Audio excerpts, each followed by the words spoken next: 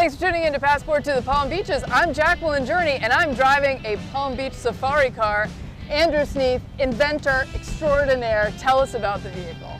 So this is a 1967 Land Rover, but what we've done is built it a new chassis and fitted electric drive.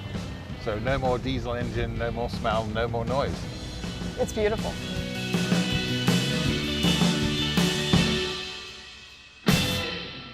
Excited to be in the workshop where all the magic happens with Andrew Sneath. And I have to tell you, that was the very first time I've driven an electric vehicle. It was incredible. I have to say, it takes a little bit of getting used to, but it's so quiet. You can hear the ocean waves. You can smell the ocean breeze. I mean, it was really spectacular. That's an incredible way to experience Palm Beach. Well, you really get to see it. I think, there's the style of the vehicle, the 60s vehicle, so you don't have all that plastic and roof and bars around you. But then because it's silent and smooth, you actually don't hear an engine noise. You can hear the ocean, the breeze, and the people, and smell it.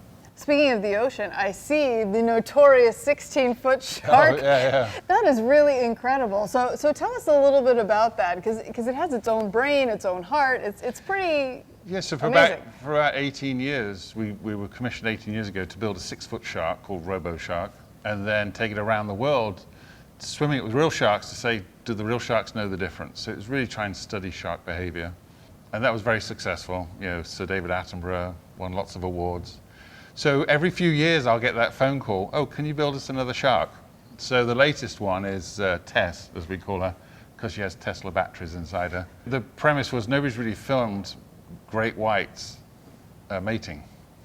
And a female great white has a whole protocol about how she goes around telling the boys that she's willing and not going to eat them. And that comes down to like a robot heart and her posture, the way she angles her body, rolling on her back, to tell, with the white tummy on display. So this robot actually free swims and knows how to mimic mating behavior of a great white. It's pretty incredible. Now, this was not what you used in the James Bond movie, however. No, what did you build for that? So for that, actually, it was working with the aerial stunt team. We had actually built a 40-foot catamaran boat for our submarines. And they borrowed it for 3 weeks as a landing for the parachute guys to land on at the Keys. So on that, I got to film some underwater sequences of the parachutists crashing into the ocean.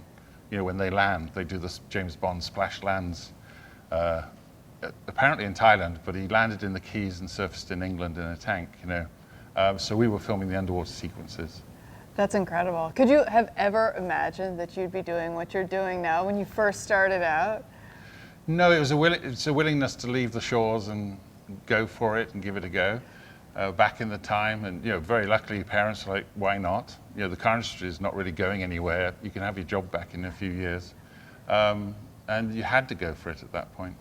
Absolutely. And why the Palm Beaches? I mean, this is a beautiful area, of course, but you could have gone anywhere in the world, and the fact that you do all these amazing things right here is pretty cool. It's luck. I looked on a map and I go, oh, Palm Beach, that sounds nice. Not realizing the submarine industry was here with Perry and Lockheed Martin and all the suppliers, and Georgia Avenue are right here. Fiberglass manufacturers are here. But I don't speak Spanish, so I couldn't go to Miami. Boca Raton didn't really understand, on the map that says Bay of Rats or something. So is it the mouth of a rat? Yes. Anyway, so Palm Beach, I thought that's good. Yeah, it is a beautiful area. Oh, it's incredible. Yeah, I got very lucky.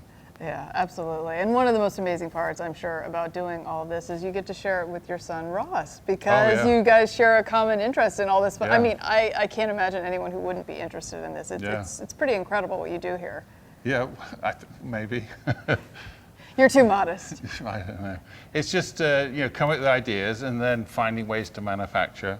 Now with YouTube and new technologies like the printers and CNC, which I can't do, so Ross can do. So I can take my sketches and then relay, and then he can actually use these new tools that are available, so you can do more and more in-house. Anything on your wish list that you haven't built yet that you would really like to do? We're both concocting another car that we're thinking about. There's a few ideas. We've got enough for now, I think. All right, well, let's talk to Ross, and we're going to learn a little bit more about the process from idea and conception to actual execution.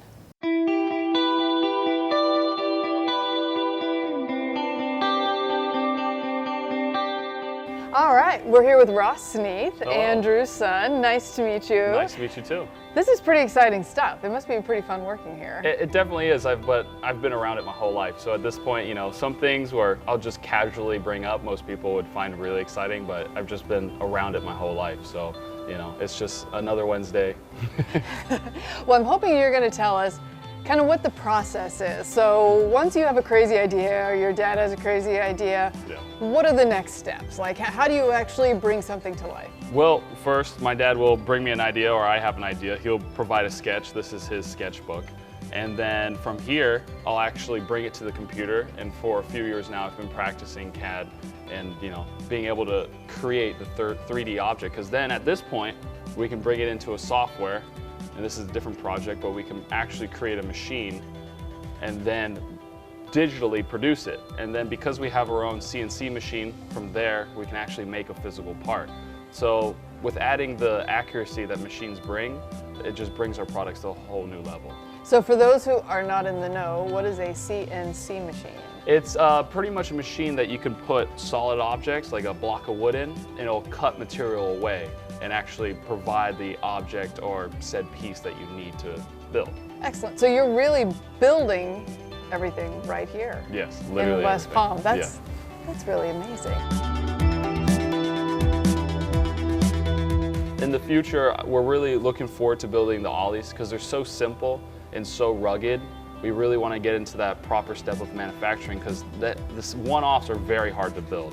And of course, we have to please our customers, and we put a lot of effort into them. So dialing it back and just bringing that level of expertise to something a little bit more simple that anyone could enjoy or have, I think that's the greatest thing I'm excited for, you know.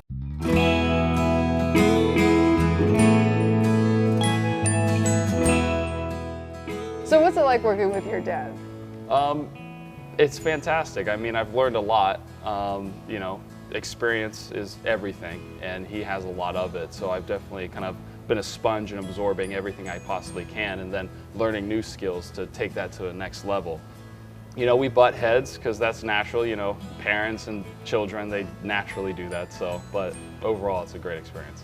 What do you think about the Palm Beaches and being here? Like, isn't it just fantastic? It really is. You know, when I was younger, because it was home, I got bored, but then I moved to California, and when I came back after college, it gave me a whole new perspective. The city's fantastic. You know, there's so much to do. There's so much opportunities. The fact that all of our suppliers are in town, but then yet head over to the beach and go surfing, it's a dream come true. It really is. Yeah. All right, thank you, Ross. Everybody check out Landy Company for the best electric vehicles out there. That's beautiful. Yeah, this is absolutely gorgeous.